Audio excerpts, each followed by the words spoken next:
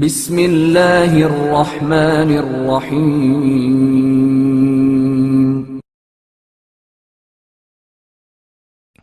امام زین العابدین علیہ السلام کی بردباری اور شکر گزاری۔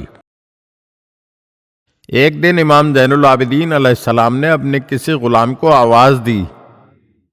اس نے امام کی آواز سنی تو مگر جواب نہیں دیا، یہاں تک کہ تیسری مرتبہ پکارنے پر جواب دیا تو امام علیہ السلام نے اس سے پوچھا، کیا تم نے میری آواز نہیں سنی تھی؟